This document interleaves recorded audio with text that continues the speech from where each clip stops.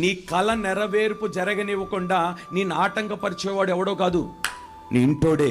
కొన్ని వ్యతిరేకతలు బయట నుండి వస్తే వాటిని జయించగలుగుతాం, కానీ ఇంట్లో నుండి వచ్చే వ్యతిరేకతలు మాత్రం కొంచెం చాలా తీవ్రమైనవి. అంత ఈజీగా జయించలేం దాన్ని. నీ ఇంటోడంటే నీ నీ ఇంట్లో ఉన్న భార్యనో భర్తనో పిల్లలు మాత్రమే కాదు, సంఘం అనేది ఒక దేవుని ఇల్లు. ఈ ఇంట్లో కూడా కొందరు ఉంటారు వ్యతిరేకస్తులు. ఏమన్నా తెలుసా, నీ దర్శనాన్ని పాడు చేయడానికి, నీ ఉద్రిక్తను పాడు చేయడానికి, నీ కళను పాడు చేయడానికి. మనల్ని ఎవడు బయటోడు నష్టపరచడు, ఇంటోడే నష్టపరుస్తాడు. మన గురించి బయటోడు ఎవడు చెడు మాట్లాడు, మన ఇంటోడే చెడు మాట్లాడతాడు. మనల్ని వీధికి లాగేది బయటోడు కాదు, ఇంటోడే. రోషం తెచ్చుకోండి. యేసుక్రీస్తు రక్తము చేత మీరు కడగబడిన తర్వాత మీరు ఎలా ఉండాలో తెలుసా?